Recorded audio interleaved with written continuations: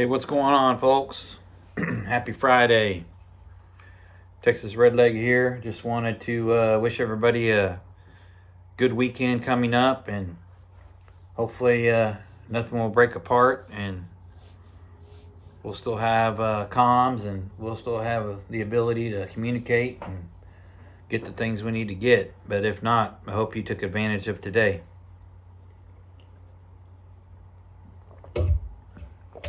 What I want to talk about today was the beating war drums, overseas. I'm sure everybody's paid attention and knows the ramifications of a soft approach to enemies, which is what you're having now. We're always best when we're in a position of strength, which we are not at this point. Again, I think there may be more nefarious things at work here, What really bothers me, probably the most about the optics of this whole, U.S. government kind of just nonchalantly dealing with this situation is Biden's always smiling about it. Somebody asks him a question, he smiles, and I don't know what's funny about all this, but he must know something we don't know. Go back and look at the videos. Look at the questions that he gets about specifics on conflict with Russia and invasions and etc. And he's always smiling about it, like it's some kind of child's play. So here's the question I have. With that reaction that he's always displaying, are we somehow complicit as a government? Are we complicit in this Russia-Ukraine situation?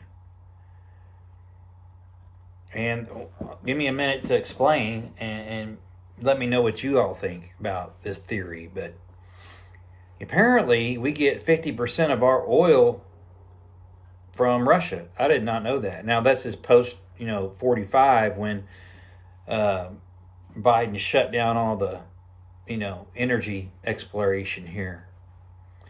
But I understand that we get 50% of our oil from Russia. So if you're going to sit here and tell me that Russia doesn't have something over us, if that's true, if we do get 50% of our oil from them, then, you got another thing coming, because they do have something over us. I mean, why is Russia delaying the attack? Why are they giving people time to put resources into place and harden targets and this and that? Why haven't they just gone in? I mean, they've certainly given enough notice that their intentions, and if we don't do this, they're doing that. And it may just be, optics to make it look like, well, we did everything we could, and nobody would nobody wanted a peaceful way out, is what they'll say. But the whole thing is suspect to me, and it looks bad. Now, I'm not a conspiracy theorist. I'm really not. But the fact of the timeline and the fact that Biden's always smiling about it and snickering about it in public, something just doesn't seem right about this thing to me.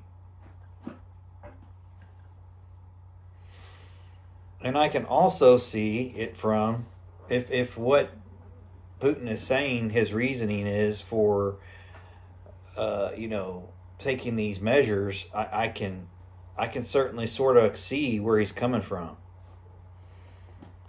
And apparently, I read a report that apparently, right now it's about 3 o'clock in the afternoon, Friday, Central Time, but apparently they might be moving into Belarus. And so that's going to take the whole northwestern buffer into account too. So all that to me makes a difference, and if we're all of a sudden cut off 50% of our energy, our oil, you know, capability, that's huge. You ain't seen nothing on gas yet. And then you got China, Russia, and Iran buddying up. And it looks like they're going to get in cahoots with Cuba and Venezuela and probably come up with some joint bases close to here. So this is what amateurism in politics gets you.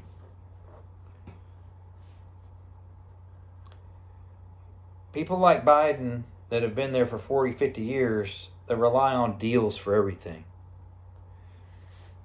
You know, I'm sure he's got pictures on people and dirty pictures on people, and I'm sure that people have plenty of dirty pictures on him, you know. But that's how stuff is done. That's how deals get made. That's how negotiations happen. It's all amateurish, and it's all dirty, and it's greed, and it's power grab. That's what it is. So I wouldn't put anything past this government. We could be in complete cahoots with this event, and I'm not going to say that's what it is exactly, you know, and I'm not going to, you know, etch that in stone, but it just looks funny to me.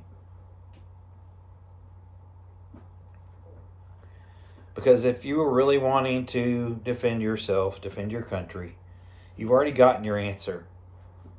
If you know, a militarized buffer from your country is what you were after, you haven't gotten it yet, at least not publicly.